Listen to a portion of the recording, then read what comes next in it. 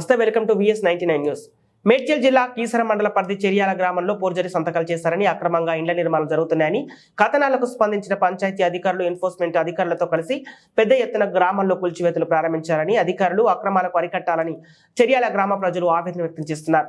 అక్రమ నిర్మాణాలు మళ్లీ చేపడితే క్రిమినల్ కేసులు బుక్ చేస్తామని అధికారులు హెచ్చరిస్తున్నారు.